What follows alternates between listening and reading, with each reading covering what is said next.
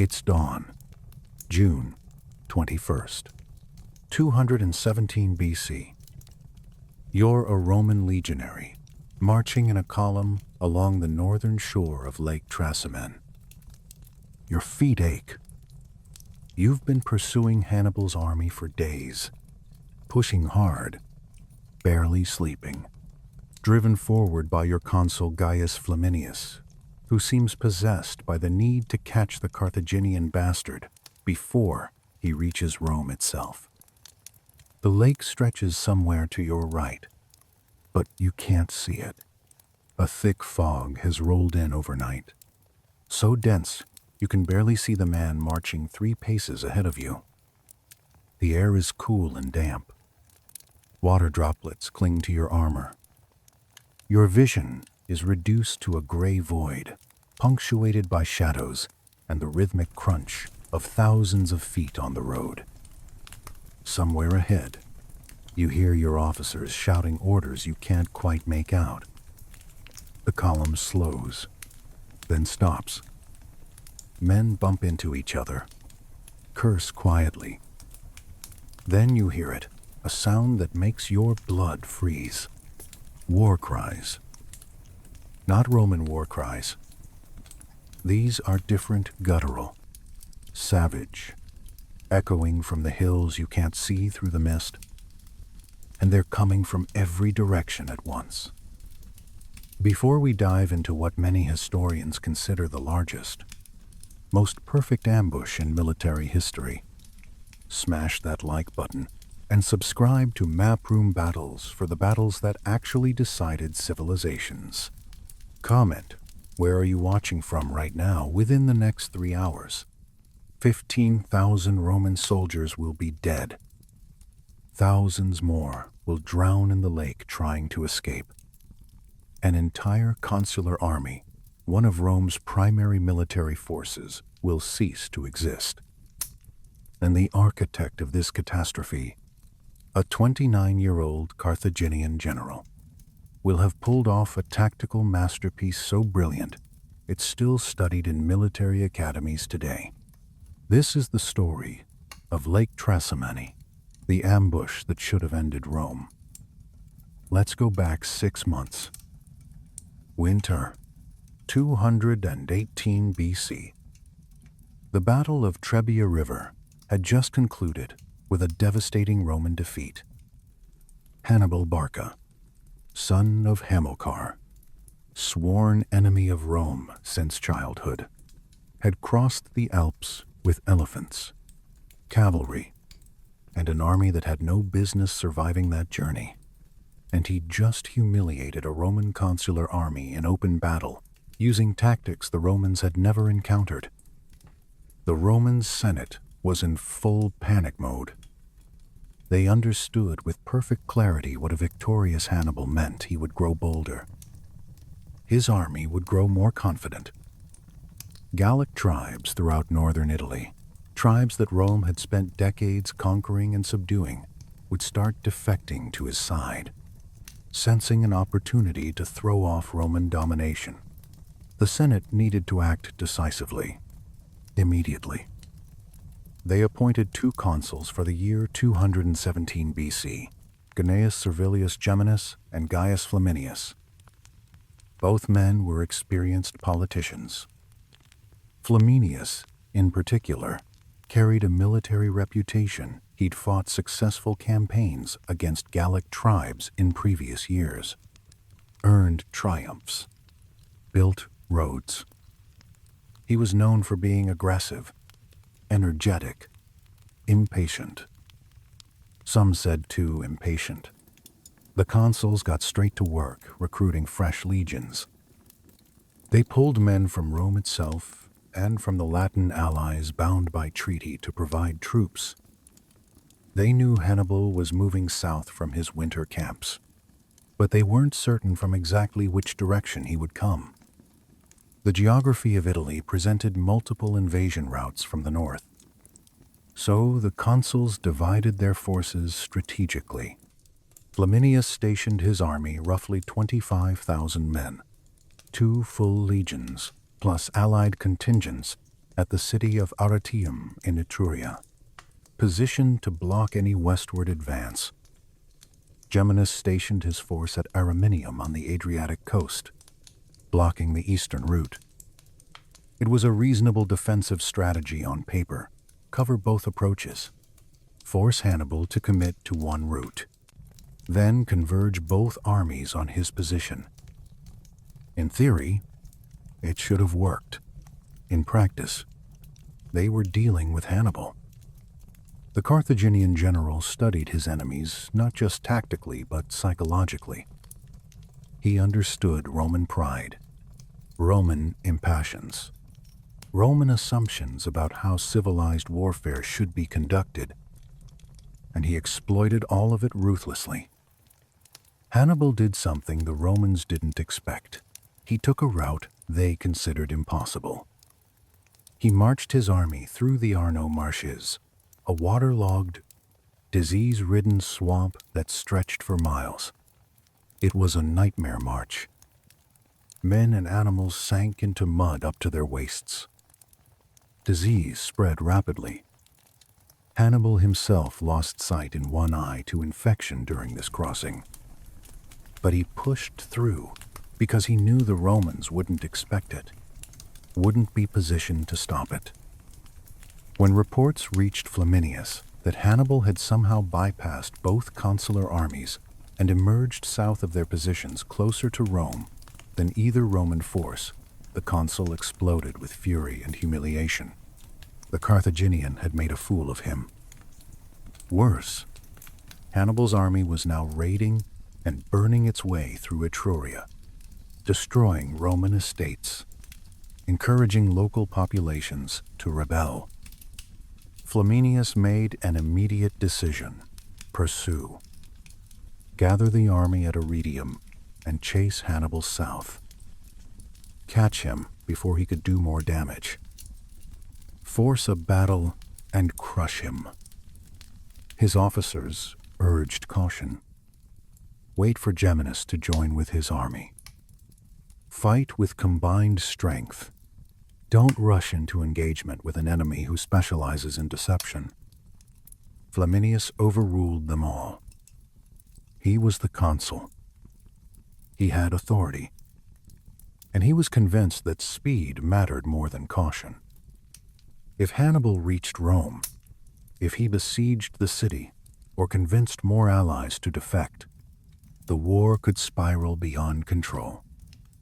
So Flaminius marched with 25,000 men, experienced legionaries, allied infantry, cavalry, in pursuit of an enemy he believed was fleeing. The Romans gained the impression, possibly deliberately fostered by Hannibal through disinformation and visible movements, that the Carthaginians were heading directly south, perhaps even toward Rome itself. The psychological pressure on Flaminius was enormous. Every hour of delay meant Hannibal got closer to the capital. Every day wasted meant more Gallic tribes might join the invader. The consul pushed his men hard, forced marches, minimal rest, no time for proper scouting.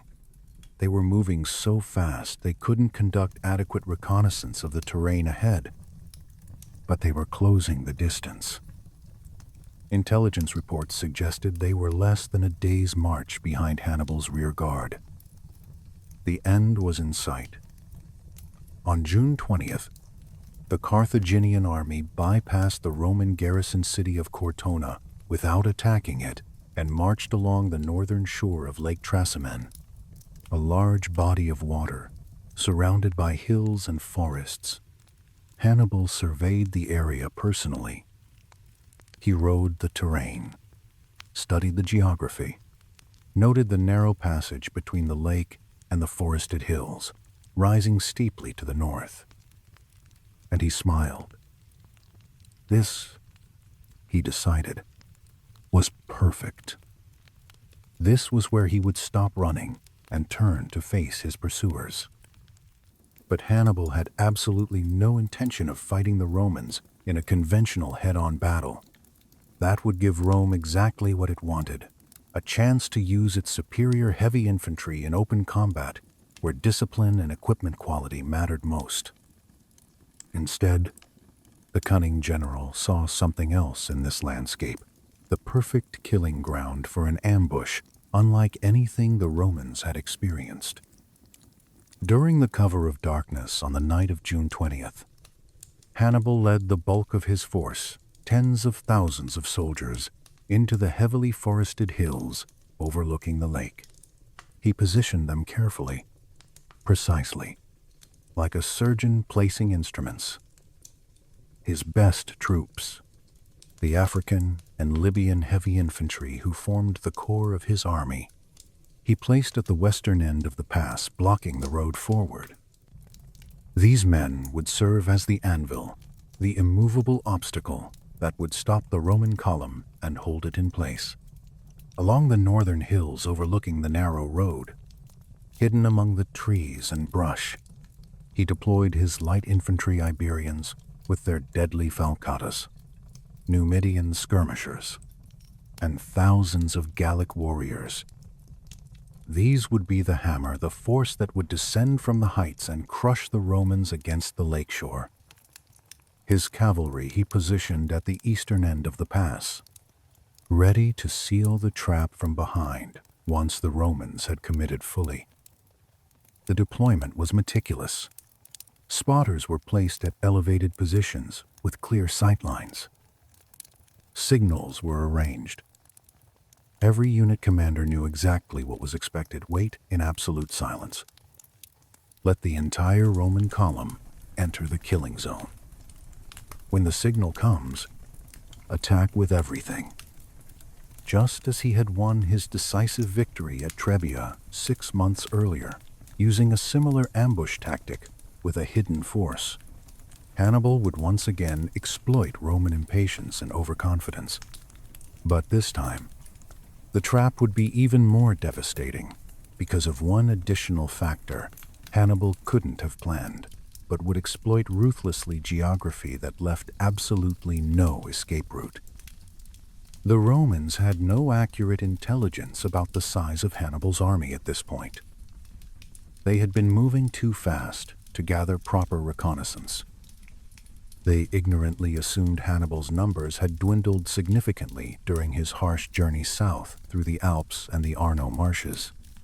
It was a catastrophic miscalculation.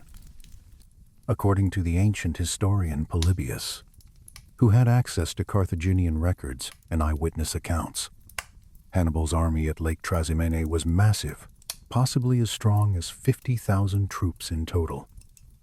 A huge portion consisted of Gallic warriors from the surrounding regions of northern Italy.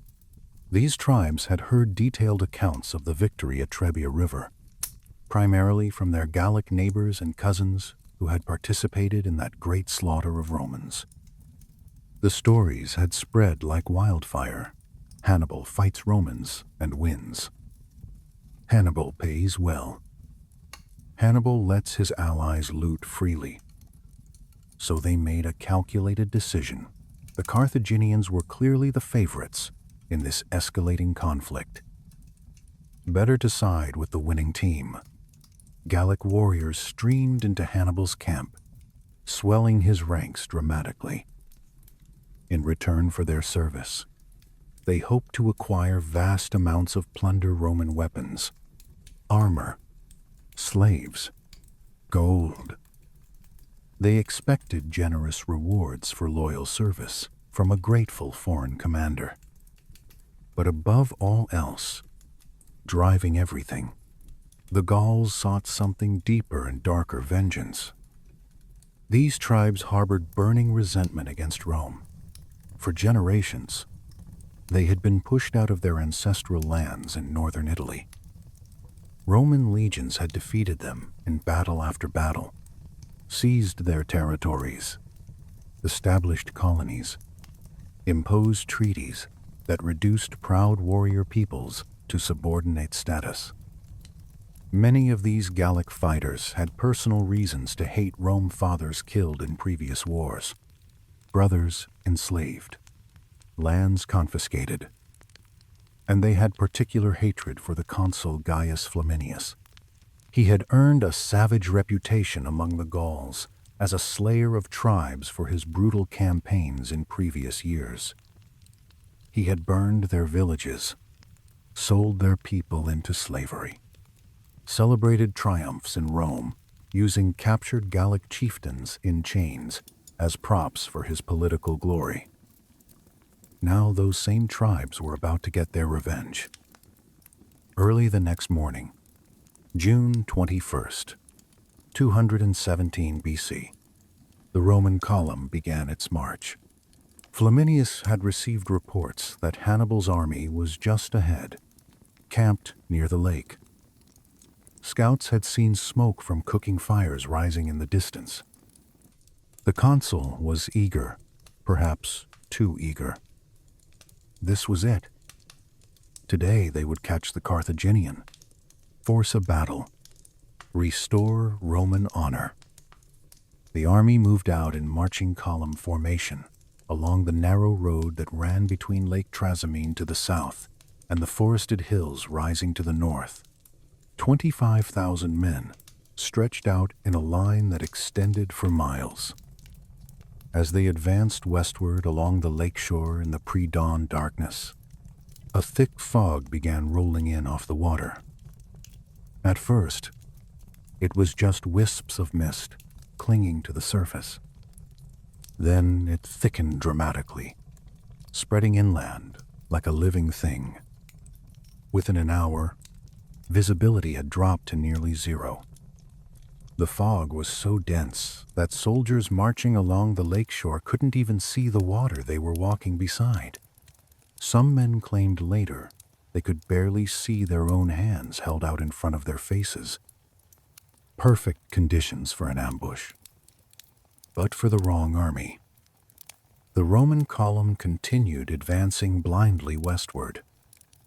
The front ranks began to separate from the main body of the march, whether intentionally or simply because visibility was so poor that they didn't realize they'd gotten too far ahead, isn't certain. Communication along a miles-long column in thick fog is nearly impossible. Officers shouting orders could only be heard by the men immediately around them.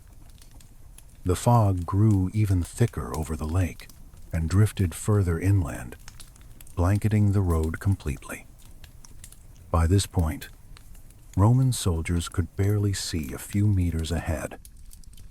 They were advancing essentially blind, trusting the road beneath their feet, following the sounds of the men ahead.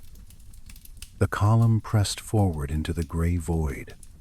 Eventually, the soldiers at the very front of the column, probably the most experienced troops, veterans of Trebia who had survived that disaster, saw shapes emerging from the fog ahead. As they edged closer cautiously, weapons ready, they confirmed what they were seeing: Carthaginian troops. Not skirmishers or cavalry scouts. Heavy infantry, African and Libyan soldiers in their distinctive equipment, formed up in disciplined ranks, standing motionless, waiting, almost as if they knew exactly where the Romans would appear, and from precisely which direction. At this stage, the Roman column was dangerously stretched out along miles of road. Visibility remained catastrophically limited. If officers at the front gave orders to halt or not engage, those commands wouldn't have been conveyed properly to the units further back. The fog swallowed everything. The lead Roman units, heavy legionaries. The core fighting strength of the army locked eyes with the Carthaginians blocking their path. They saw enemy soldiers in formation. Training and instinct took over. They couldn't retreat. They couldn't wait. The column behind them was still advancing forward. So they prepared to engage. The Romans at the front gathered themselves quickly, shaking out from marching column into something resembling a battle line, and charged at the African and Libyan heavy infantry. Hannibal's best troops, His most disciplined soldiers braced themselves for the impact. They had been given one specific, critical task: hold the Romans in place, stop them from advancing further west, keep them fixed in position. They did not need to win a glorious victory. They just needed to be an immovable wall. The rest of Flaminius's column continued pushing forward blindly through the fog, hearing the sounds of combat ahead, but not entirely certain what was happening. The fog-distorted sound made distances impossible to judge. Officers shouted questions that went unanswered. Confusion spread. But Hannibal and his commanders, positioned on the elevated hillsides above the fog layer, had a far clearer view of the situation unfolding below them. They could see the entire Roman column stretched out along the lakeshore like a snake caught in a bottle. They had spotters positioned at key points with prearranged signals ready, and they waited with the patience of predators watching prey walk into a trap. Flaminius, somewhere in the middle of the column, still didn't realize what was happening. He knew his front units had engaged the enemy. That was good. It meant they'd caught Hannibal. He began moving forward, trying to get a sense of the battlefield, shouting orders to form proper battle lines. But his orders meant almost nothing when his troops were utterly confused, blind, scattered along miles of road with no clear picture of enemy positions or their own formations. Then Hannibal gave the signal. Gallic war cries erupted from the hills, thousands of voices howling at once, a sound designed to freeze blood and shatter nerves. Iberians charged downhill from their concealed positions, their war shouts joining the cacophony.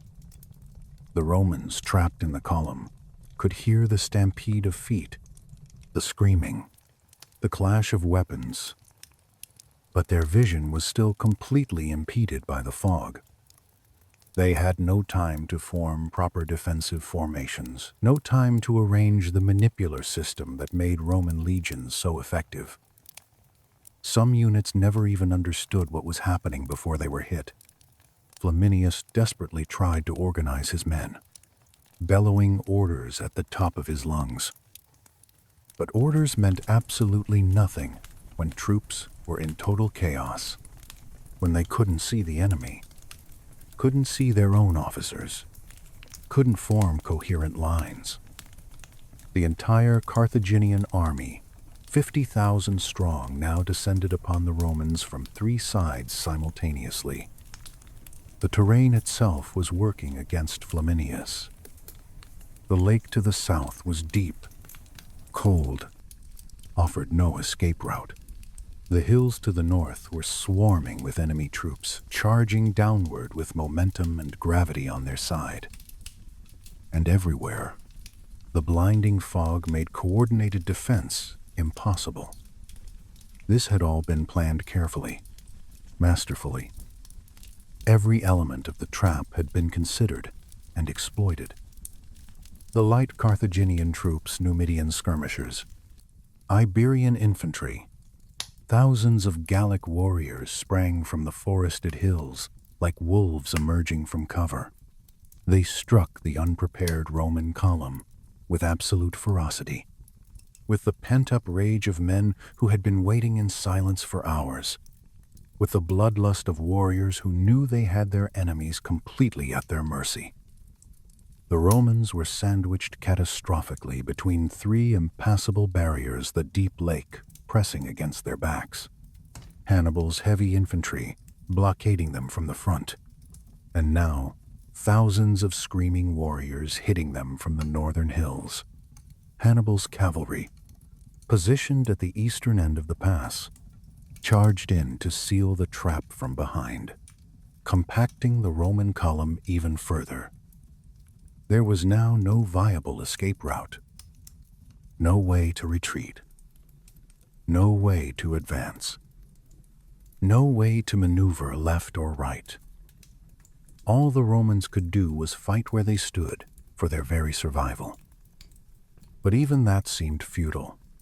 They were outnumbered by a factor of 2 to 1, and they were fighting blind in the fog, while their enemies had been positioned specifically for this moment. Flaminius continued shouting orders desperately, but his voice was drowned out completely by the mass of men screaming and fighting and dying. As the shock of the initial contact persisted and intensified, Roman formations that had barely managed to coalesce broke apart almost immediately under sustained pressure. Individual soldiers found themselves isolated, surrounded, fighting desperately to survive another minute. The sheer mass and crushing weight of the Carthaginian army was enough to physically push the Roman defensive lines steadily backward toward the lakeshore. The hand-to-hand fighting was brutal beyond description, savage even by the standards of ancient warfare, where combat was always intimate and bloody. Men were being cut down in horrific numbers, mostly Romans, but Carthaginians were dying too. Even with every possible advantage surprise, numbers, terrain, visibility, the Roman legionaries were still extremely dangerous opponents. These were professional soldiers, well-equipped, well-trained. They fought with the desperation of men who knew surrender wasn't an option, who understood they were facing annihilation. They cut down a noticeable number of enemy troops in the chaos, made the Carthaginians pay for every foot of ground. But given the circumstances, outnumbered 2 to 1, unable to see properly, unable to form coherent lines, trapped against a lake with enemies on 3 sides, no amount of Roman bravery or fighting skill would be enough to change the outcome. Hannibal's overwhelming force continued the relentless push, advancing steadily forward, step by step, driving the Romans back toward the water. The lake behind them grew closer.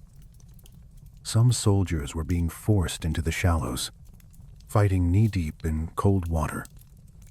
The fog began to lift slightly as the morning sun climbed higher, burning off some of the mist. What the survivors could now see was worse than anything the fog had hidden. They were completely surrounded. Thousands of enemy troops on every side. Bodies piled everywhere. Blood turning the lakeshore mud into a red slick.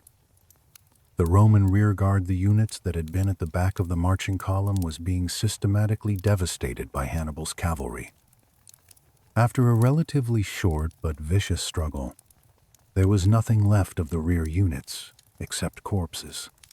Contemporary reports suggest that soldiers who had not been killed outright in the cavalry charge chose to drop their weapons and plunge into Lake Trasimene, hoping desperately to swim to safety.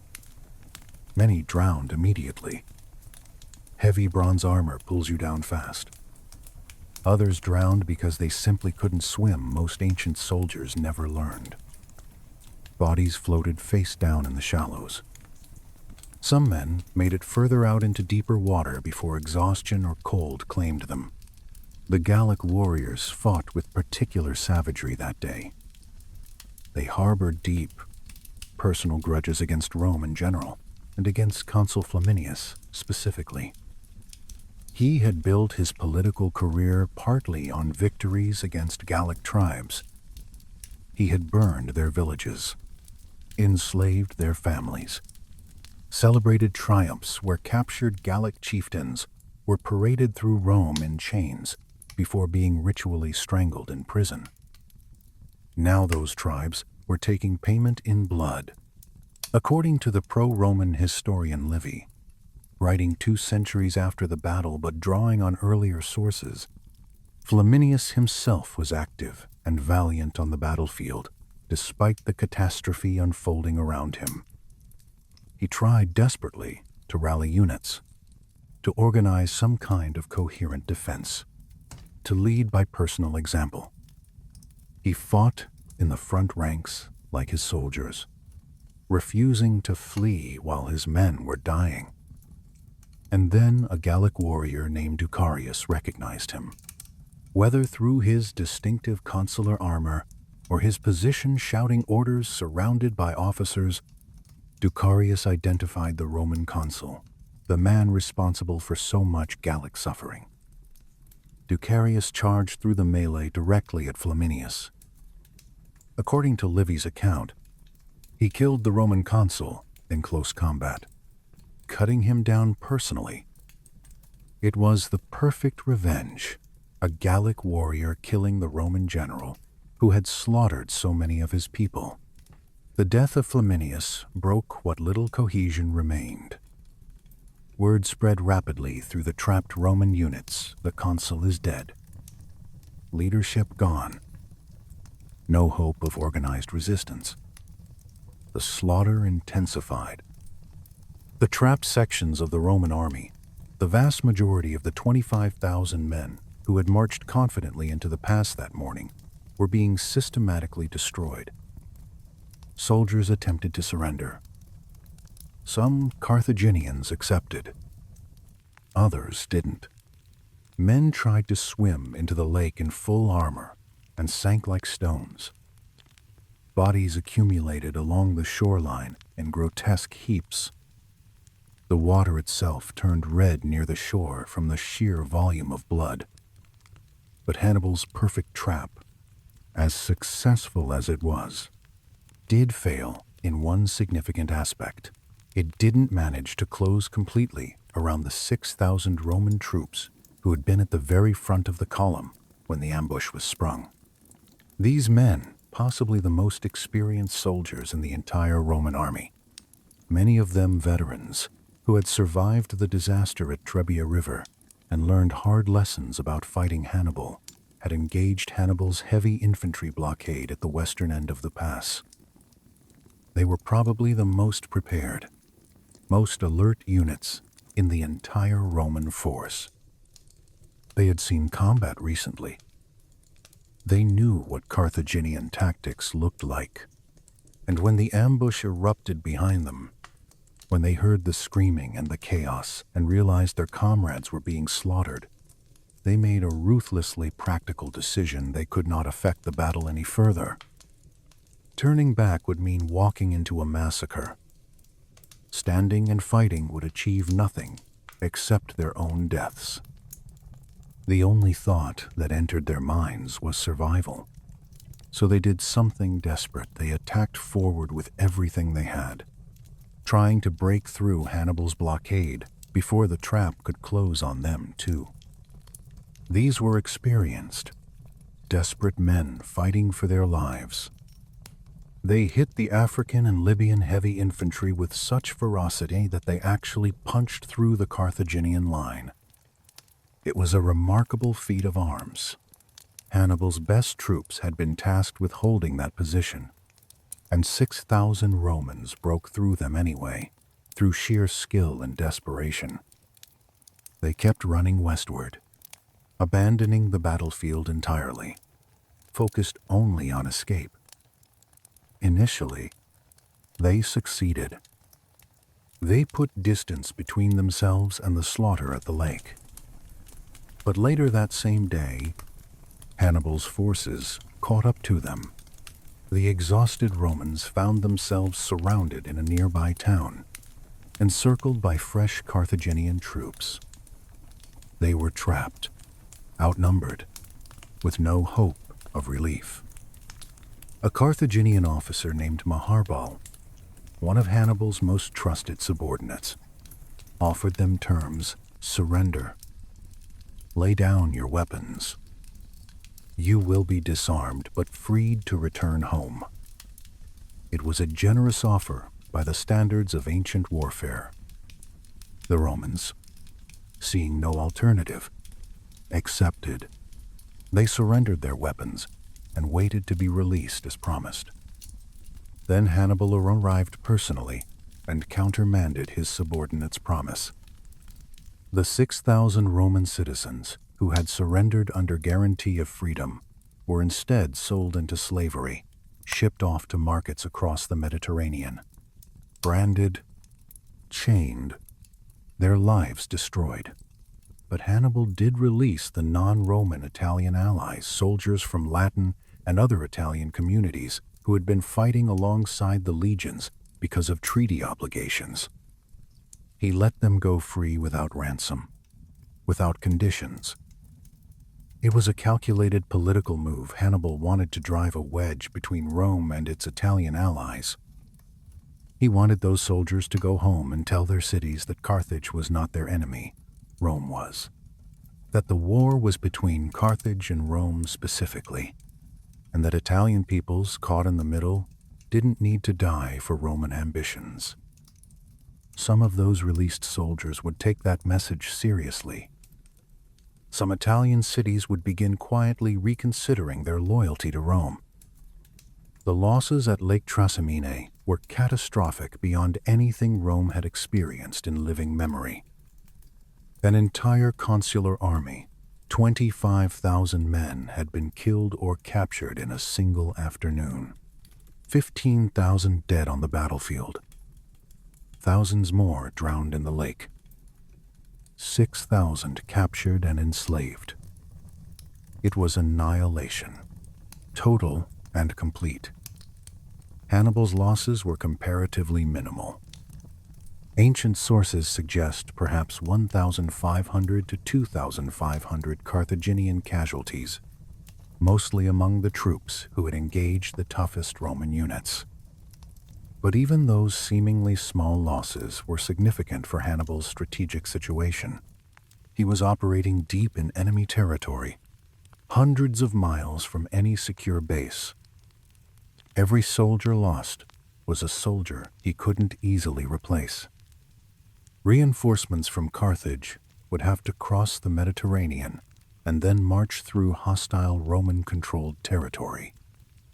His Gallic allies were valuable but not entirely reliable. They had joined him for plunder and revenge. And those motivations could shift if the campaign stalled. Still, the tactical and psychological victory was enormous. In one brilliant ambush, Hannibal had destroyed Rome's field army in central Italy. The road to Rome itself lay open. Politically, the situation in Rome was beyond crisis.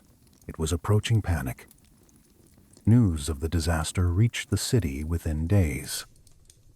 A praetor named Pomponius was tasked with announcing the defeat to the assembled citizens in the forum.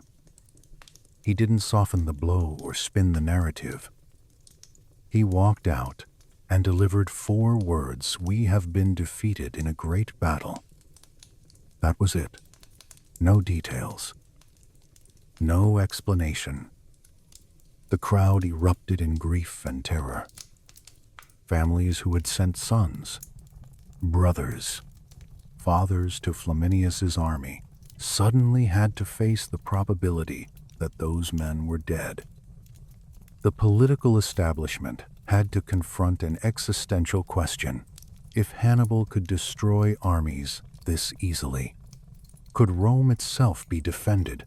The Senate moved quickly to contain the panic. They appointed a dictator, Quintus Fabius Maximus, and gave him emergency powers. Fabius would adopt a strategy that became famous: avoid direct engagement with Hannibal. Shadow his army. Harass his supply lines. Deny him the decisive battle he wanted. Wait for time and attrition to weaken him. It became known as Fabian strategy, a term still used in military doctrine today. But all of that came later. On that bloody June afternoon in 217 BC, along the shores of Lake Trasimene, Hannibal stood among the carnage and surveyed what he had accomplished. A perfect ambush. A complete victory. An enemy army erased from existence in 3 hours. Let's talk about contemporary parallels. Because Lake Trasimene teaches lessons that echo through every age of warfare. Think about intelligence failures. Romans assumed Hannibal's numbers had shrunk. They had no idea he'd doubled his army with Gallic allies. Modern every underestimated enemy. Tet offensive. U.S. assumed Viet Cong depleted. Actually stronger. Yom Kippur War. Israel assumed Arabs incapable. Got blindsided. Kosovo, NATO. Assumed Serbian forces weak. Found robust defense. Ukraine, 2022. Russia. Assumed Ukrainian military collapsed. Met fierce resistance. Intelligence assumptions kill armies. Think about the fog of war literally. Romans couldn't see, couldn't communicate, couldn't coordinate. Modern every communications failure in combat. Black Hawk Down U.S. forces lost radio contact.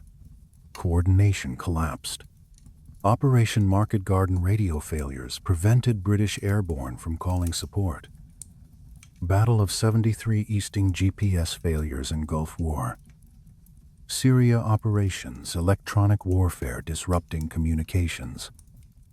Can't see, can't coordinate, can't win. Think about terrain exploitation. Hannibal used lake, hills, narrow pass to negate Roman advantages. Modern every asymmetric victory through geography.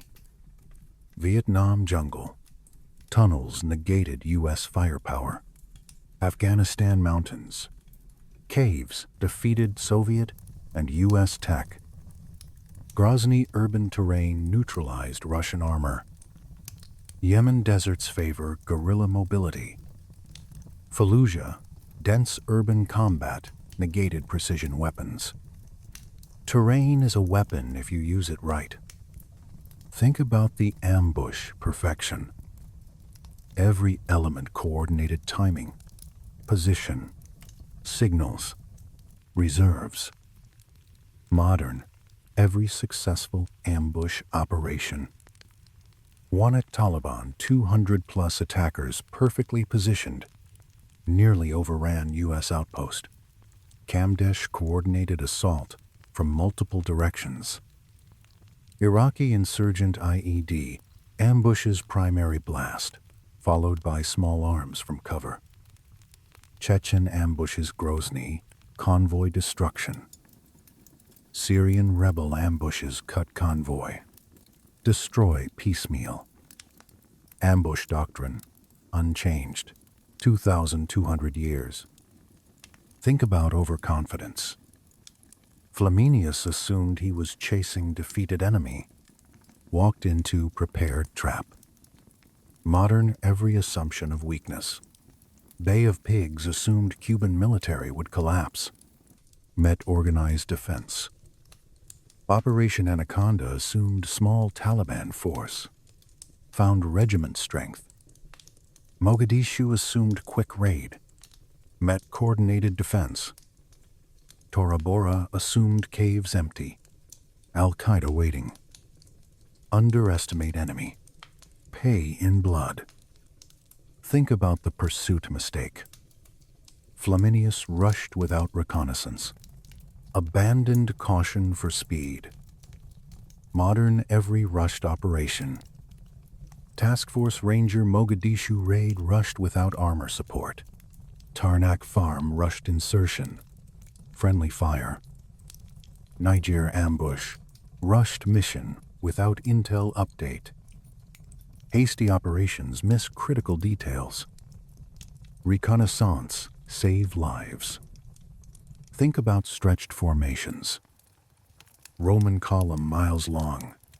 Couldn't support itself. Modern every overextended force. Highway of death Iraqi column stretched. Destroyed from air. Russian 40-mile convoy Ukraine couldn't defend itself. German columns, France, 1940, vulnerable, but French couldn't exploit. Stretched forces are dead forces. Think about escape impossibility. Lake blocked south. Hills blocked north. Enemy blocked east, west. Modern every encirclement. Stalingrad, Germans trapped. Winter killed them. Falaise pocket Germans surrounded. Slaughtered, attempting breakout. Debaltsev Ukrainian forces nearly encircled. Mariupol defended, but surrounded. No escape route means annihilation or surrender. Think about friendly terrain advantage. Gauls knew local geography, guided Carthaginians perfectly. Modern local knowledge, decisive. Afghanistan, Taliban terrain mastery versus foreign forces. Iraq insurgents knew cities. Americans didn't initially. Somalia local militias knew Mogadishu. U.S. didn't. Vietnam VC tunnel networks. Jungle paths. Locals always have terrain advantage. Think about morale and motivation. Gauls fighting for revenge. Loot. Freedom from Rome. Modern motivated defenders. Finnish Winter War defending homeland against Soviets. Vietnamese fighting foreign occupation. Afghan Mujahideen defending against Soviets. Chechen fighters defending Grozny. Defending home motivates beyond money. Think about coalition warfare challenges. Hannibal managed Africans, Libyans, Iberians, Numidians, Gauls, different languages, cultures, motivations. Modern, every coalition operation. NATO, Afghanistan, 28 nations, different ROEs, languages, capabilities. Iraq coalition coordination nightmares. Korean War UN forces language barriers. Gulf War coalition command complexity. Managing alliances harder than fighting enemy. Think about the 6,000 breakout. Experienced Romans recognized disaster, prioritized survival over glory. Modern tactical withdrawal wisdom. Dunkirk British evacuated, saved army for future. Chosen Reservoir Marines fought out of encirclement. Quezon defended, then withdrew when strategic value gone. Knowing when to retreat is survival skill. Think about false promises. Maharbal promised freedom. Hannibal sold them as slaves. Modern surrender complications. Korean War, Chinese treatment of POWs, violated promises. Iraq, some surrendering forces mistreated. Syria negotiated evacuations sometimes violated. Surrender risky. Promises not guaranteed. Think about psychological impact. One battle killed 25,000. Terrified Rome. Changed strategy entirely.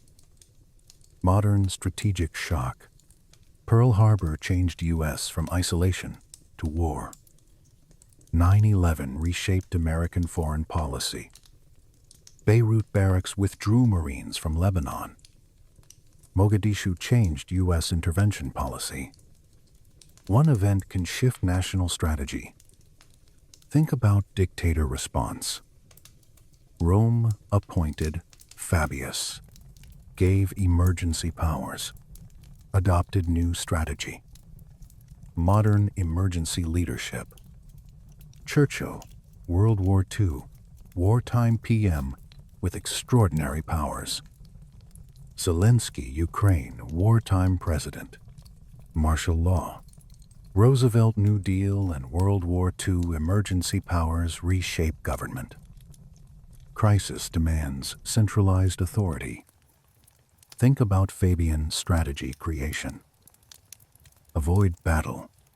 Harass supply lines. Wait for attrition. Modern asymmetric warfare doctrine. Mao's guerrilla warfare enemy advances. We retreat.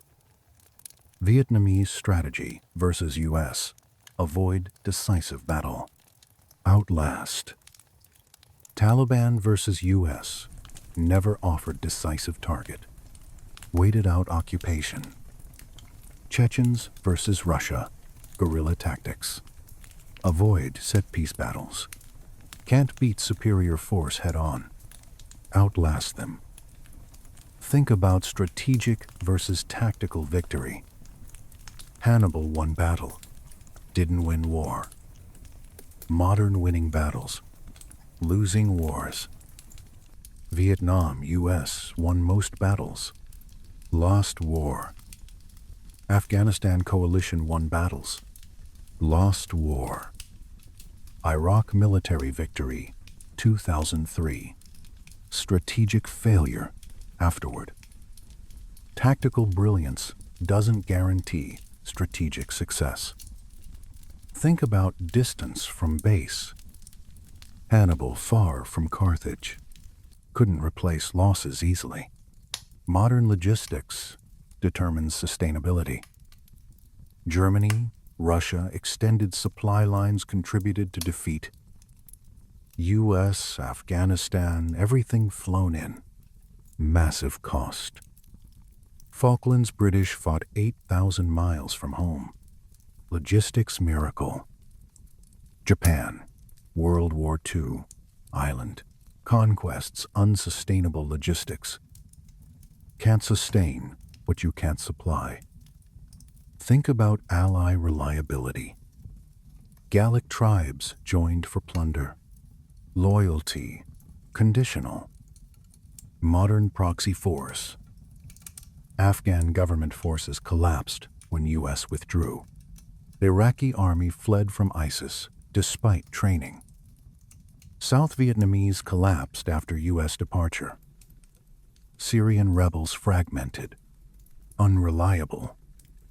Mercenaries and opportunistic allies fight until cost exceeds benefit. Think about weather as weapon.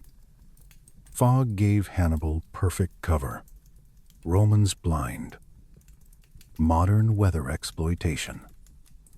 Normandy weather delayed D-Day but surprised Germans. Battle of the Bulge fog grounded Allied air support. Helped Germans initially. Desert storm sandstorms affected operations. Afghanistan winter fighting favors defenders who know terrain. Weather is neutral, but knowledge exploits it.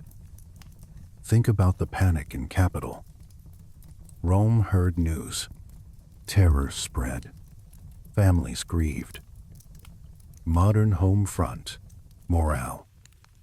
U.S.-Vietnam casualty reports eroded support.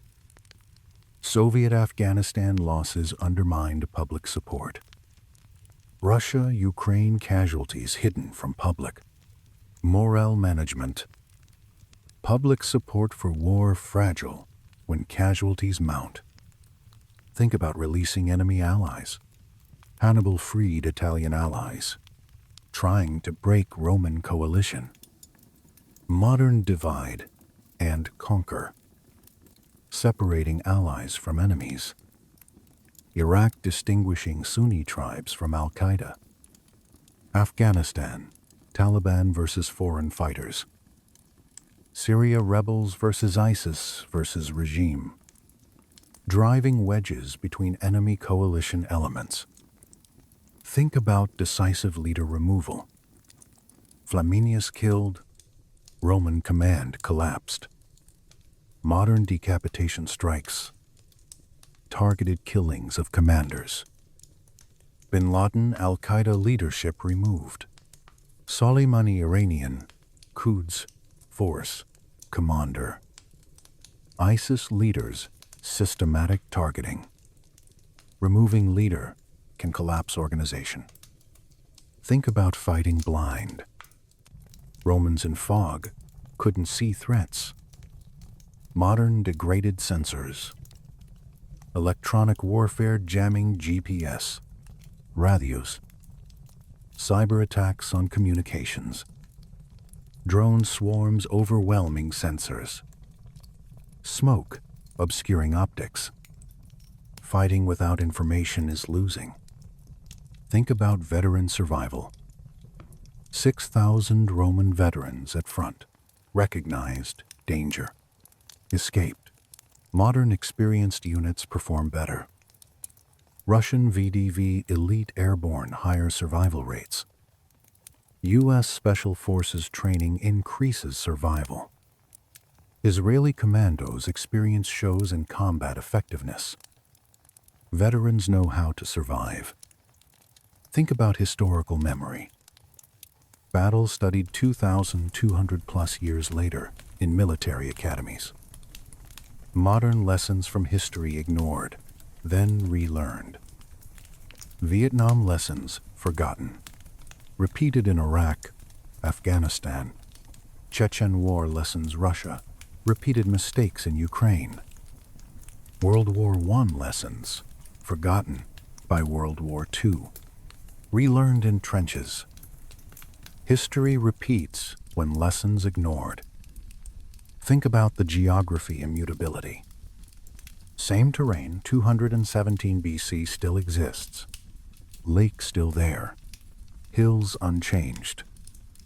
Modern geography constant. Thermopylae still narrow pass. English Channel still defensive barrier. Khyber Pass still choke point. Strait of Hormuz still strategic.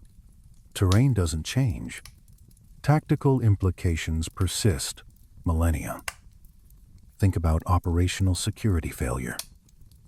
Romans didn't know Hannibal's position. Strength. Intention. Modern OPSEC critical. Operational security determines surprise. World War II Germans didn't know D-Day location. Iraq Hussein didn't know invasion timeline. Ukraine, Russia didn't expect resistance level. Surprise is preparation meeting ignorance. Think about combined arms integration. Hannibal coordinated heavy infantry, light infantry, cavalry, terrain, timing perfectly. Modern combined arms essential. Infantry, armor, artillery, air support, working together. Ukraine drones plus artillery plus infantry. Desert storm air. Ground. Naval coordinated. Sinai, 1967. Israel combined arms. Overwhelmed Arabs. Integration multiplies effectiveness. Think about psychological warfare. Gallic war cries designed to terrify before physical contact. Modern psyops. Shock and awe. Overwhelming firepower to break will. ISIS propaganda videos to terrorize. Ukrainian drone footage demoralizes Russians. Taliban night letters intimidate collaborators. Fear is weapon. Think about tactical patience. Hannibal waited hours silently for perfect moment to spring trap. Modern patience in ambushes. Snipers wait days for shot. Soph waits for target pattern. Insurgents wait weeks for convoy pattern. IED emplacers study routes for months. Patience kills. Think about the speed versus caution balance. Flaminius chose speed. Lost reconnaissance. Died. Modern operational tempo management. Patton fast advances successful, but risky. Market garden advanced too fast. Supply lines broke. Ukraine counteroffensive careful advances versus speed. Balancing speed and security. constant challenge. Think about national strategy adaptation. Rome learned, changed approach, eventually won war. Modern strategic learning. U.S.-Vietnam learned insurgency lessons later. Russia, Chechnya learned urban warfare eventually. Israel wars adapted after setbacks. Adaptation determines survival. Think about the geography of disaster. Specific place, Lake Trasimene, became synonymous with catastrophic defeat. Modern geography of defeat. Thermopylae, heroic defeat. Dien Bien Phu, French colonialism ended. Arnhem, British airborne disaster. Fallujah, multiple battles, different outcomes. Places carry historical weight. Think about leadership hubris. Flaminius ignored advisors, rushed to battle, died. Modern, overconfident commanders. Custer ignored scouts, attacked superior force, died. MacArthur ignored China warnings, nearly lost Korean War. Westmoreland body count strategy failed. Arrogance kills armies. Think about logistics as warfare. Hannibal couldn't replace losses. Rome could. Modern industrial base matters. U.S. World War II production overwhelmed Axis. Soviet losses replaced by reserves. Industry. China manufacturing can outproduce rivals. Sustainability comes from production capacity. Think about the ancient sources. Polybius and Livy recorded battle. Details survive 2,200 years. Modern information preservation. Combat footage. Iraq, Syria, Ukraine recorded. After-action reports, military institutional knowledge. Historical analysis, learning from preserved accounts. Recording preserves lessons. Think about tribal warfare. Gauls fought as individual warriors within larger structure. Modern tribal, irregular forces. Afghan tribal militias, loyalty to tribe, warlord. Iraqi tribes, sectarian over national. Somali clans, clan loyalty first. Syrian rebels fragmented by region, ideology. Tribal structures complicate modern warfare. Think about mercenary reliability. Hannibal's army mix of Carthaginians, allies, mercenaries, modern contractors and proxies, PMC's Blackwater, Wagner, others, Afghan militias paid by U.S., loyalty to payment. Syrian proxies fight for whoever pays. Mercenaries fight for money, loyalty conditional. Think about the lake as killer. Water drowned, heavy infantry trying to escape. Modern water barriers. Crossing rivers under fire costly. Amphibious assaults, D-Day casualties. Falklands, San Carlos, water landings. Dnipro River, Ukraine, Russia both struggle. Water is obstacle and weapon. Think about armor as liability. Roman bronze armor pulled them underwater. Modern heavy equipment in water. Tanks crossing rivers vulnerable. BMP swimming capability limited. Armored vehicles in urban floods trapped. Weight that protects on land kills in water. Think about perfect ambush elements. Concealed. Terrain. Timing. Overwhelming force. No escape. Modern ambush doctrine unchanged. L-shaped ambush, classic infantry tactic. IED, plus small arms, Iraq, Afghanistan standard. Vehicle disabled, then suppressive fire. Principles, 2,200 years old, still current. Think about scalability. Tactics work squad level to army level. Modern principle scale. Small unit ambush or division level encirclement, same concepts. Fireteam tactics or theater strategy patterns repeat. Thermopylae defense or Trasimene attack geography, principles constant. Think about the fear factor. Fog plus war cries plus ambush from all sides created terror. Modern confusion and fear. Night combat defenders' advantage. Attackers disoriented. Urban combat can't see threats. 360-degree danger. Chemical weapons terror beyond casualties. Fear multiplies enemy effectiveness. Think about experienced versus green troops. Roman veterans at front recognized danger, escaped. Green troops in middle slaughtered. Modern experience matters enormously. Veteran units higher survival rates consistently. Training and combat experience incomparable. First combat deployment, always deadliest. Rotate experienced personnel to spread knowledge. Think about the commitment to bad decision.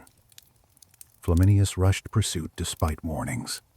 Couldn't reverse once committed. Modern sunk cost fallacy in warfare. Vietnam escalation despite failure signs. Afghanistan staying despite mission unclear. Iraq surge despite strategic questions. Admitting mistake hard. Continuing easier. Costlier. Think about deception operations. Hannibal appeared to flee south. Drew Romans into chase. Modern shaping operations. Feints before main attack. Decoy forces drawing attention. False intelligence planted. Ukrainian Kherson versus Kharkiv deceived Russians about offensive direction. Deception, force multiplier. Think about the alliance strain. Roman allies saw Rome couldn't protect them. Some reconsidered loyalty. Modern alliance confidence. NATO Afghanistan questioned U.S. commitment. South Vietnam lost faith when U.S. withdrew. Afghan government collapsed when U.S. left. Kurdish allies abandoned multiple times. Alliances need credibility. Think about impossible terrain. Romans thought Arno marshes impassable. Hannibal crossed.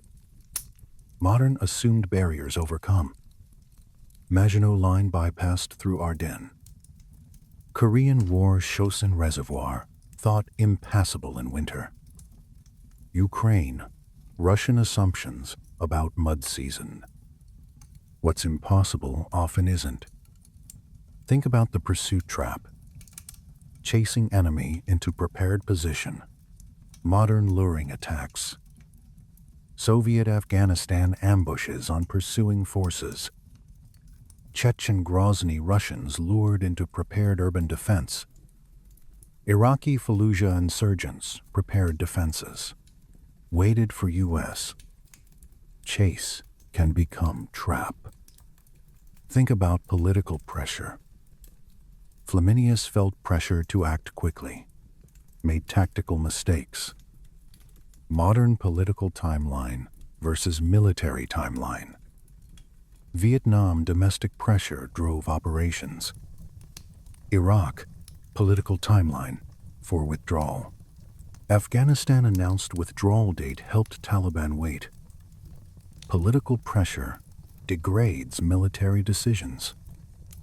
Think about the information warfare. News of defeat reached Rome, caused panic. Political response. Modern information, speed and impact. Iraq War, Abu Ghraib, photos shifted public opinion. Afghanistan, Taliban, propaganda, videos. Ukraine, social media shapes narrative real-time. Information is battlefield. Think about revenge motivation. Gauls fought harder because personal vengeance against Flaminius. Modern revenge cycles.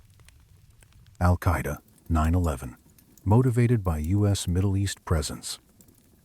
ISIS, revenge for Iraq War. Taliban, revenge for casualties. Drone strikes. Palestinian, revenge for Israeli actions. Revenge perpetuates conflict cycles. Think about the fog metaphor.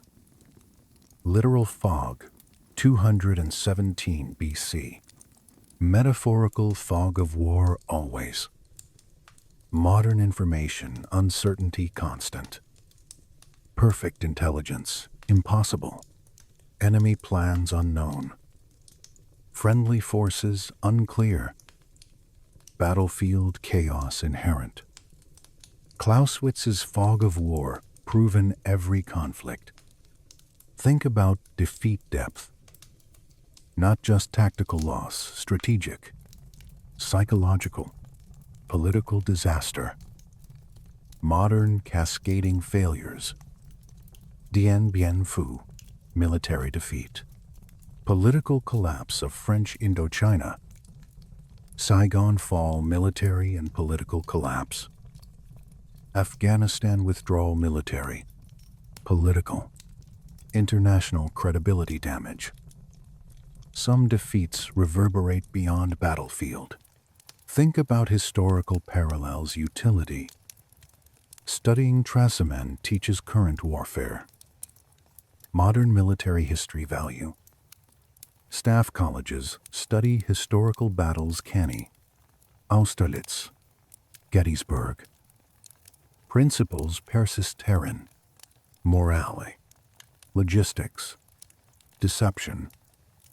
Technology changes, human factors constant. History laboratory for strategy. What's the final lesson of Lake Trasimene, 217 BC? Perfect execution of fundamentals beats superior force. Hannibal had better intelligence, knew Roman position, strength, better terrain, chose battlefield, better timing, waited for perfect conditions, better coordination, every unit knew role, better motivation, Gauls wanted revenge, Romans wanted. What glory Flaminius's political career? Modern implications, intelligence, preparation of battlefield critical. Choose where to fight. Don't let enemy choose. Wait for right moment. Don't rush. Coordinate all elements. Ensure forces motivated beyond orders. These principles, 2,200 years old. Still true. Always will be. Trasimene teaches that assumption kills. Romans assumed Hannibal fleeing wrong. Hannibal, weak, wrong. Speed more important than reconnaissance, wrong. Fog would lift quickly, wrong. They could fight through ambush, wrong. Every assumption fatal. Modern every disaster begins with false assumptions. Iraq WMDs assumed present. Weren't. Afghanistan nation building assumed possible. Wasn't. Russia-Ukraine assumed quick victory. Wrong. Assumptions are pre-packaged failures. Question everything. Trasimene teaches that terrain is weapon. Lake blocked escape. Hills gave attackers elevation. Narrow pass prevented maneuver. Fog prevented coordination. Geography killed Romans as surely as swords. Modern ignore terrain at your peril. Russian columns, Ukraine ambushed on roads. Couldn't maneuver. U.S. convoys, Iraq IED on predictable routes. Afghanistan valleys, perfect ambush terrain. Grozny streets, Russian armor slaughtered. Terrain kills if you don't respect it. Trasimene teaches that speed without intelligence is suicide. Flaminius chased Hannibal so fast, no reconnaissance possible. Walked into trap blind. Modern rushed operations fail.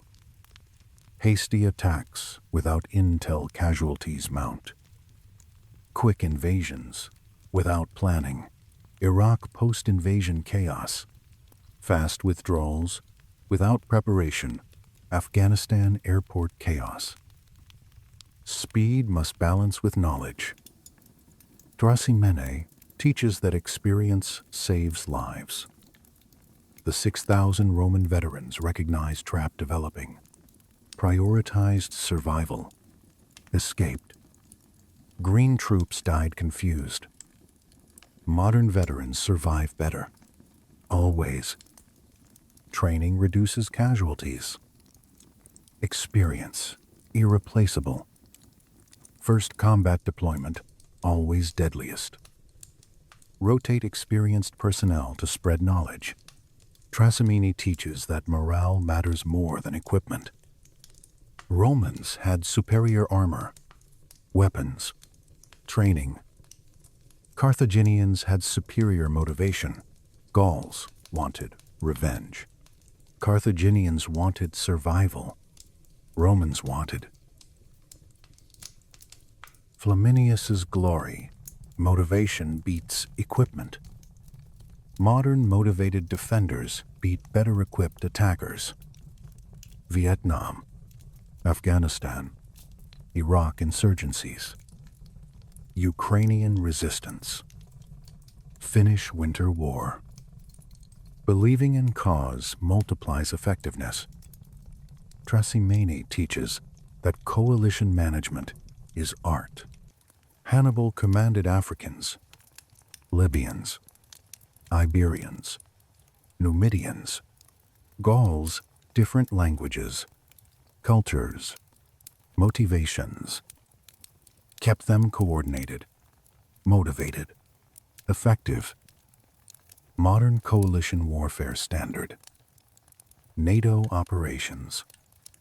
UN peacekeeping. Combined task forces.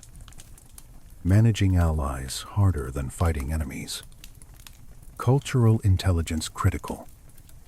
Trasimene teaches that one battle can change everything. Single afternoon, entire Roman army gone. Consul dead. Strategy shifted. War trajectory altered. Modern strategic battles exist. Midway turned Pacific War. Stalingrad turned Eastern Front. Dien Bien Phu ended French colonialism. First Gulf War demonstrated new warfare. Single engagements can reshape wars. Trasimene teaches that perfect victory still has cost. Hannibal's perfect ambush still cost him 1,500 to 2,500 troops. Far from base, couldn't easily replace. Modern Pyrrhic victories. Winning battle but losing unsustainable numbers. Russian Chechnya won battles. Bled forces. U.S.-Iraq military victory. Strategic exhaustion. Israel wars. Win battles. Population tired of constant conflict. Victory must be sustainable. Trasimene teaches that psychological impact exceeds physical. Killed 25,000 Romans, but terror in Rome unmeasurable. Changed entire Roman strategy from aggression to avoidance. Modern psychological operations. 9/11. Fewer than 3,000 killed. Reshaped American foreign policy. Strategic bombing break will as much as destroy capacity. Terrorism. Psychological impact exceeds physical. Fear is force multiplier. Trasimene teaches that intelligence failures are catastrophic. Romans didn't know Hannibal's strength doubled with Gauls. Hannibal's position waiting in ambush. Hannibal's intention, fight not flee. Terrain ahead, perfect ambush site. Total intelligence failure equals total disaster. Modern intelligence prevents disaster or ensures it. Good intel, D-Day succeeded. Bin Laden raid succeeded. Targeted strikes work. Bad intel, Iraq, WMDs. Bay of Pigs, Pearl Harbor, 9/11. Intelligence is foundation. Trasimene teaches that geography is immutable. Lake still there. Hill still there. Pass still there. Terrain doesn't change. Tactical implications persist millennia. Modern study, historical battlefields. Terrain unchanged. Gettysburg still has Cemetery Ridge. Waterloo still has slopes.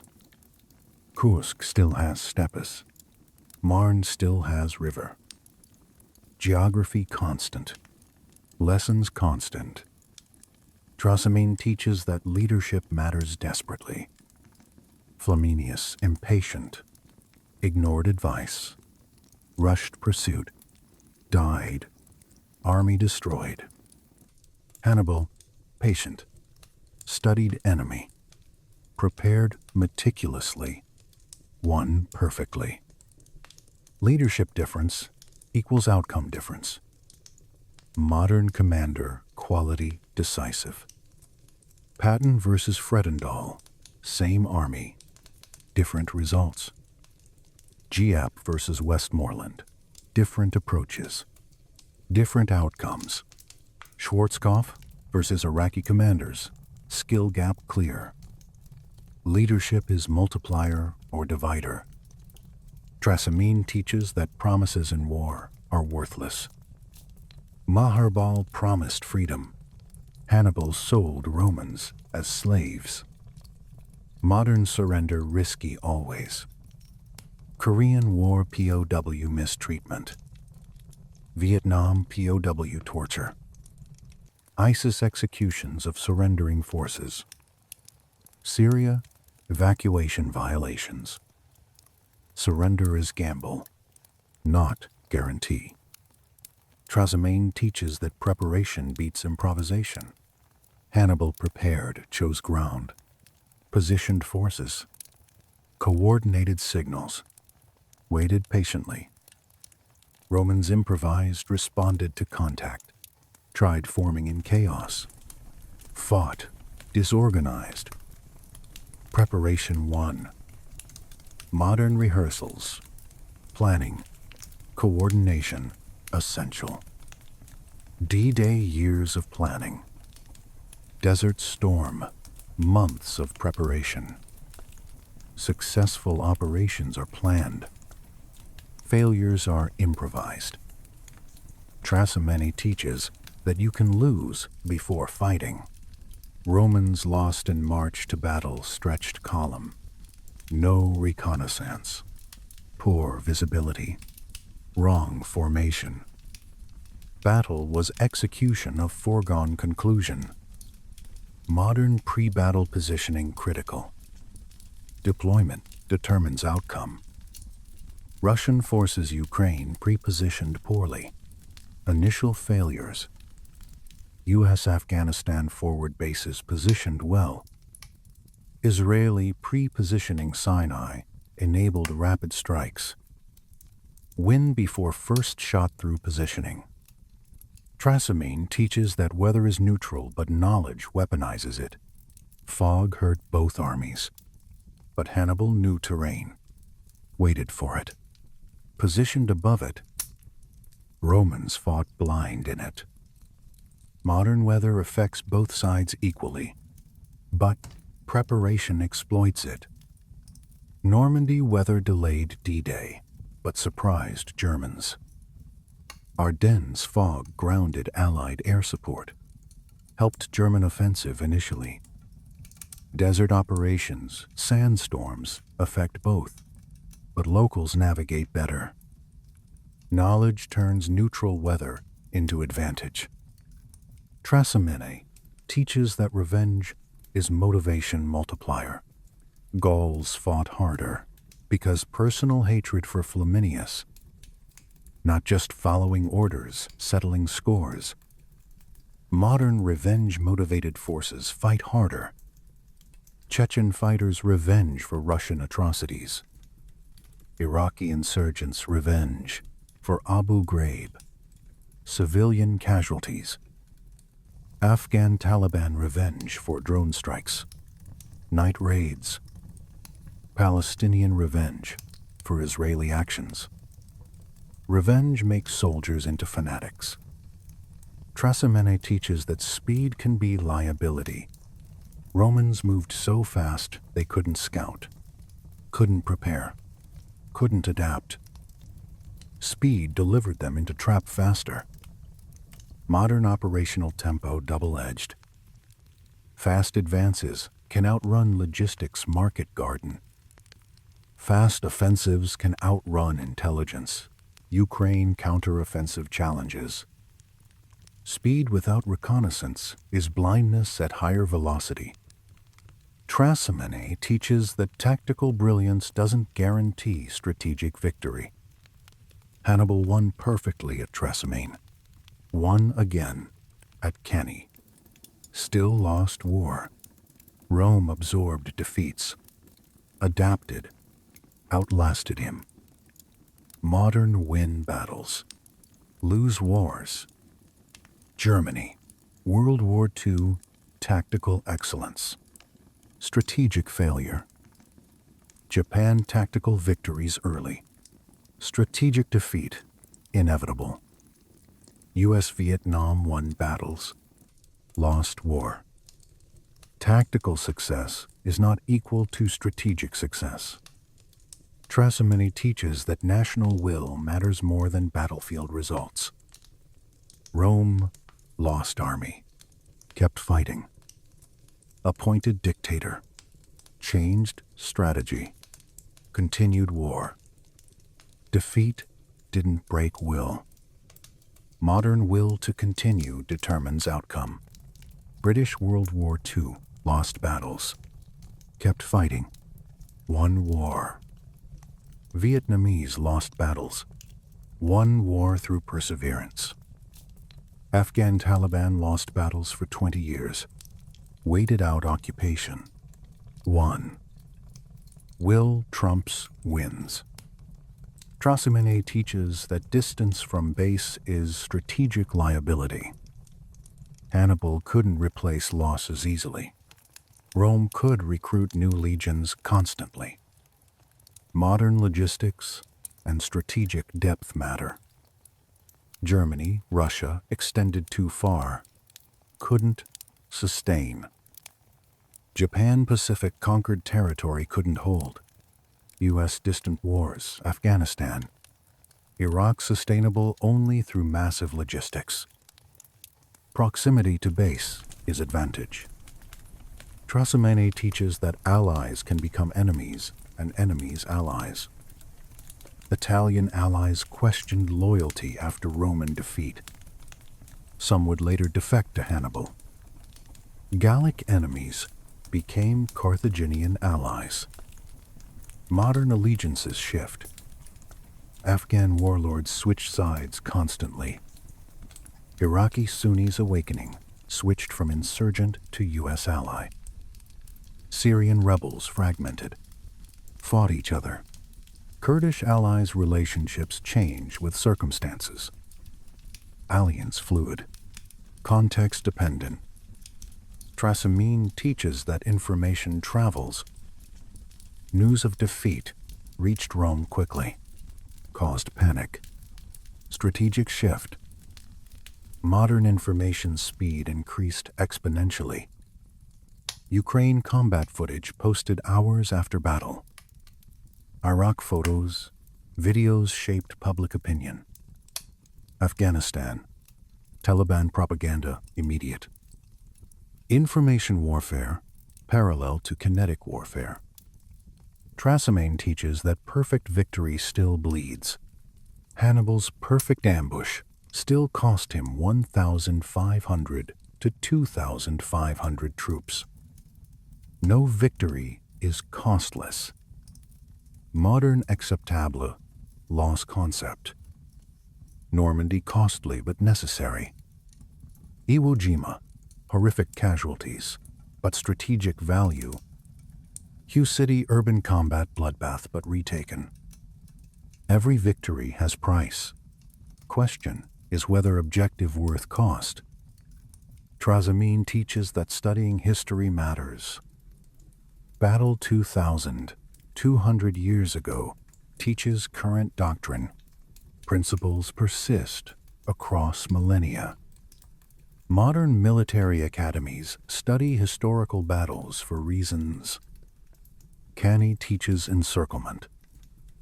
Thermopylae teaches defense. Trasimene teaches ambush. Technology changes. Human factors constant. History is laboratory. Experiments already run. Trasimene teaches that hubris kills. Flaminius so confident, he ignored warnings. Rushed into trap. Pride before fall. Modern overconfident commanders repeat mistakes.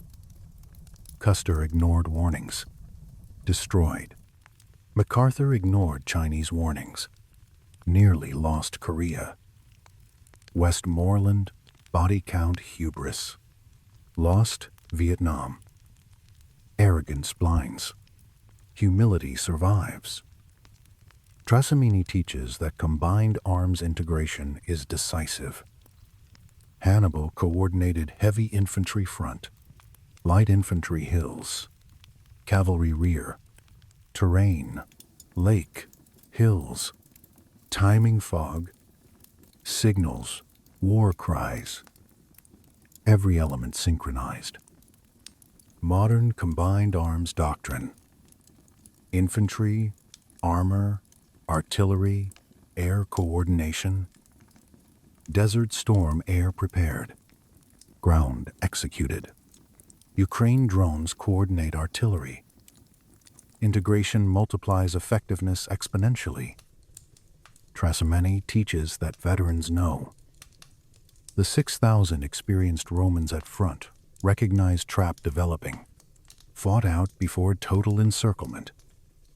Experience saved them. Modern veteran units perform better across all metrics. Lower casualties, higher effectiveness, better decision-making. Institutional knowledge matters. Rotate experienced personnel to spread expertise. Trasimene teaches that psychological preparation matters. Romans unprepared mentally for ambush. Panicked. Carthaginians prepared. Executed calmly. Modern Mantell preparation for combat. Stress inoculation training. Scenario rehearsals. Seer training. Visualization. Mental preparation increases performance under stress. Trasimene teaches that fog of war is literal and metaphorical. Literal fog 217 BC obscured vision. Metaphorical fog uncertainty. Confusion always present. Modern perfect information impossible. Enemy intentions unclear. Friendly positions uncertain. Battlefield chaos inherent. Plan for uncertainty. adapt to chaos. Trasimene teaches that political pressure degrades military decisions. Flaminius felt Senate pressure to act quickly, made rushed decisions. Political timeline conflicted with military needs. Modern political considerations affect military operations. Vietnam political pressure drove strategy. Iraq withdrawal timeline political. Afghanistan political announcements help Taliban. Military and political timelines often conflict. Trasimene teaches one final brutal lesson. Geography determines tactics. Tactics determine battles.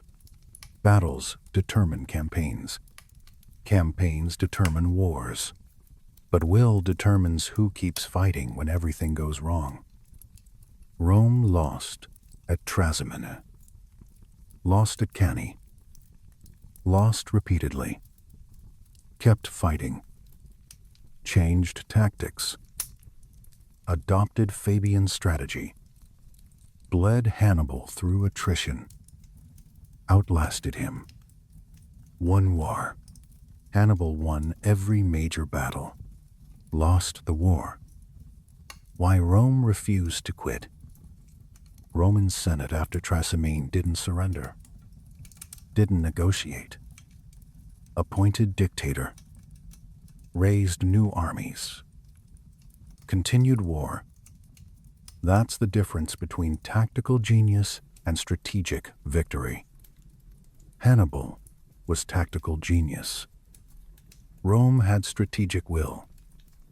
Genius wins battles. Will wins wars. Modern confirmation. Everywhere British World War II lost battles. Kept fighting. Won war. Russia, World War II, horrific losses. Kept fighting. Won war.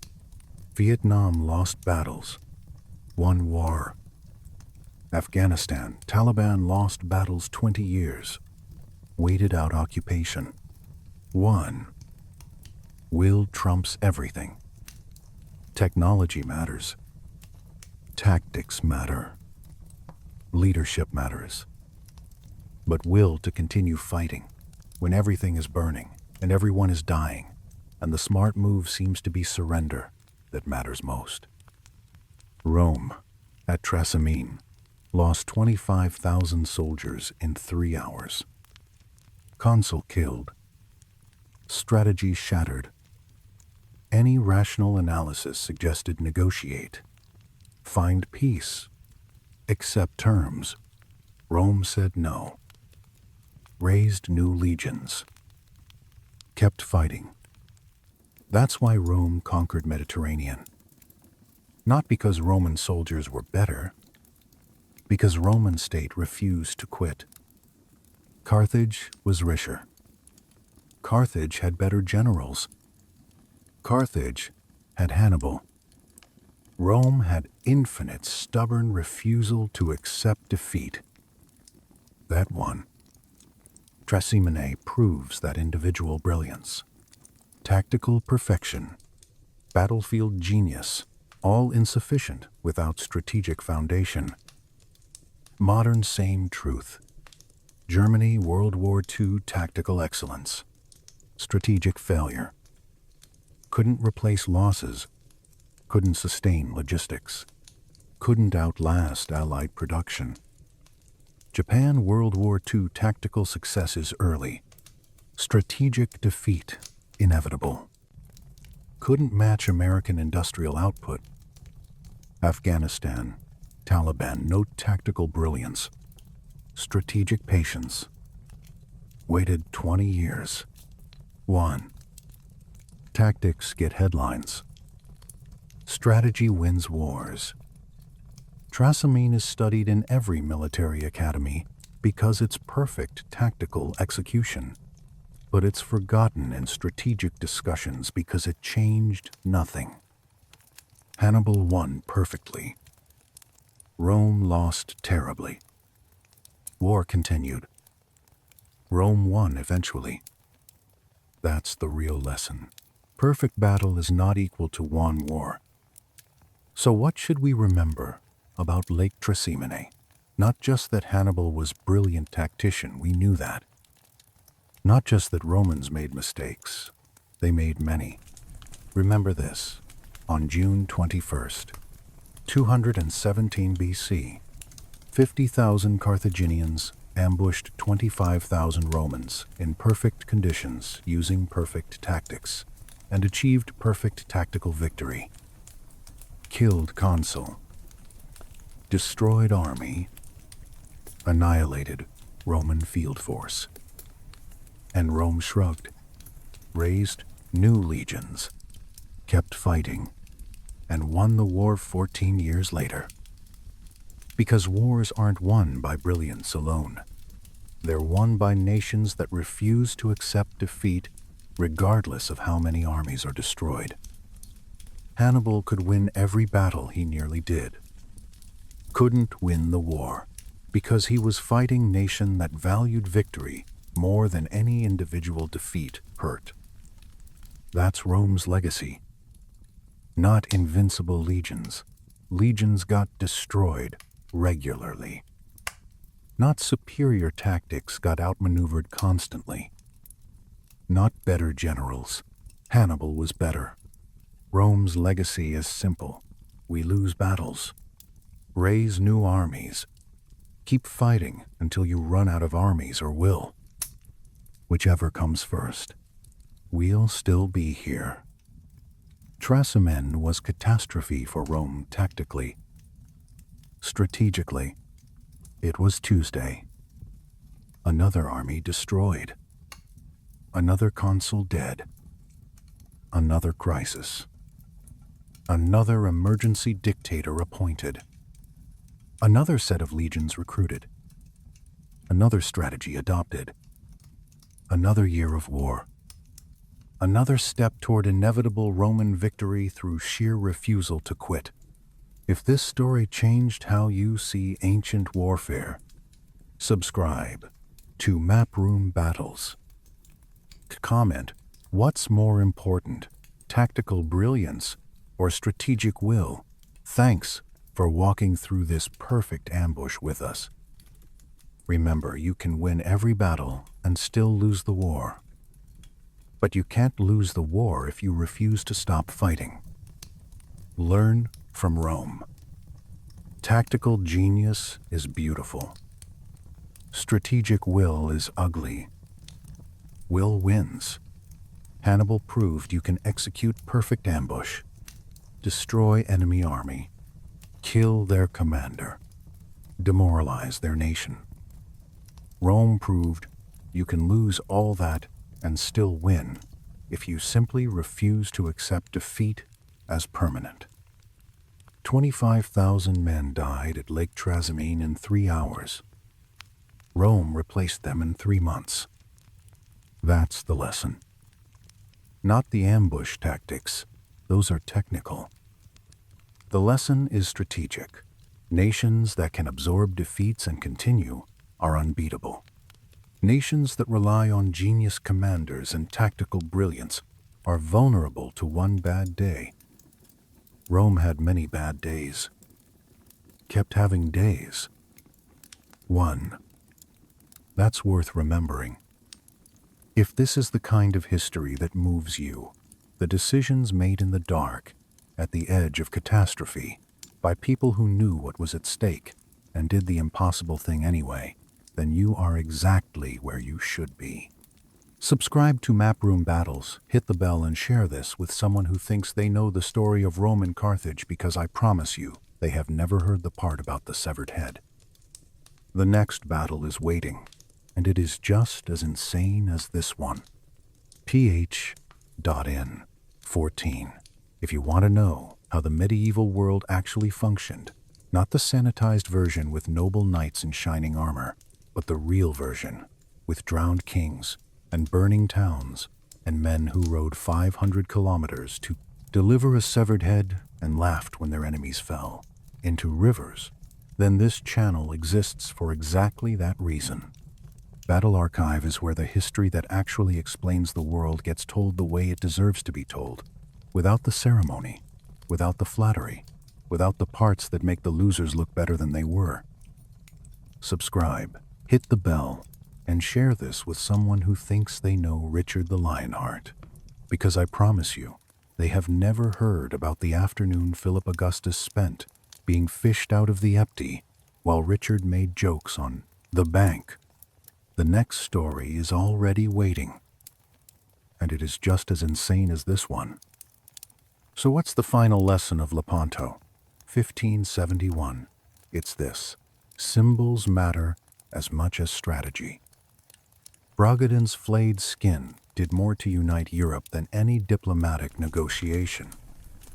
The sacred banner's capture broke Ottoman morale more than losing ships.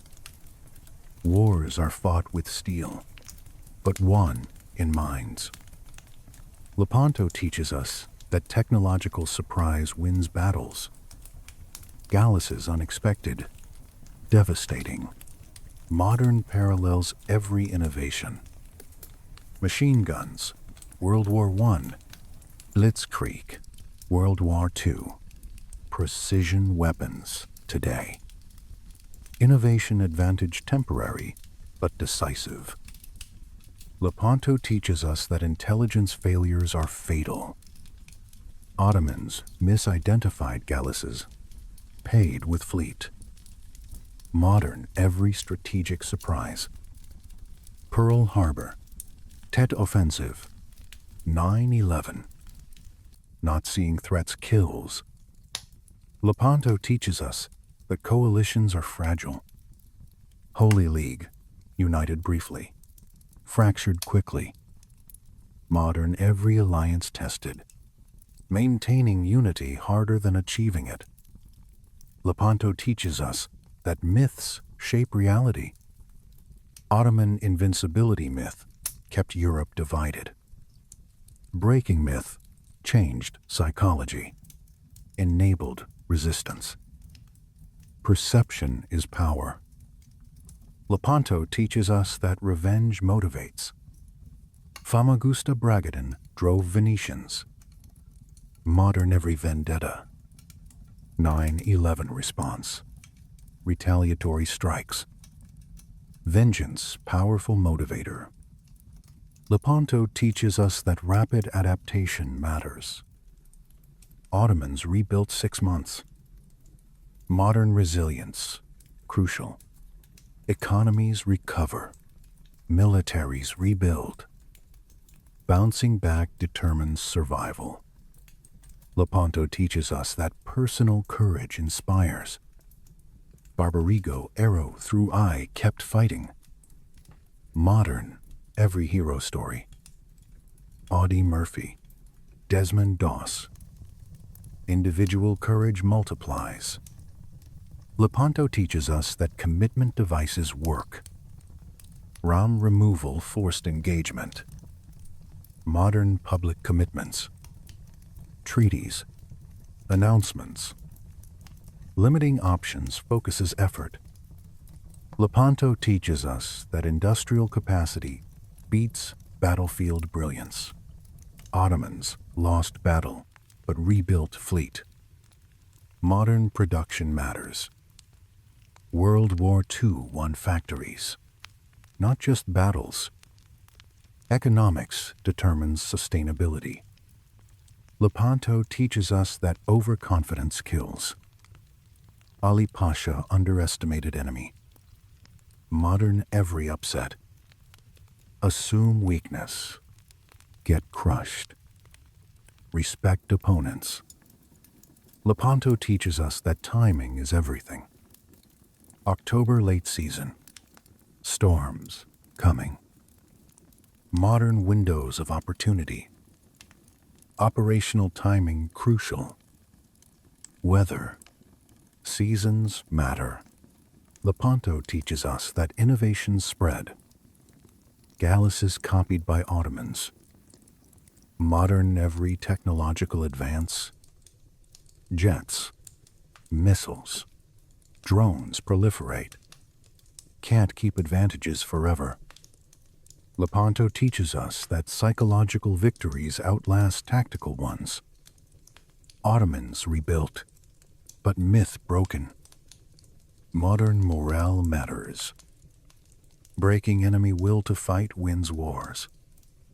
Lepanto teaches us that martyrs inspire more than victories. Bragadin's death unified Europe more than any victory would. Modern martyrdom, powerful. Mulka. Gandhi deaths inspired movements. The defenders of Christendom, the 80,000 who rode into Lepanto most, didn't survive, but changed history. Critics ask, did Lepanto matter strategically if Ottomans rebuilt? Venice surrendered. Cyprus stayed Ottoman, yes, because it proved the impossible was possible. Because it shattered a myth. Because it changed what people believed. What we know. On October 7th, 1571, a fractured coalition defeated the world's superpower. Through technological innovation, Gallus's personal leadership, Don Juan, and desperate courage fighting for Bragadin's revenge. They won the unwinnable. Strategic situation barely changed, but psychological landscape transformed completely. Ottoman invincibility gone.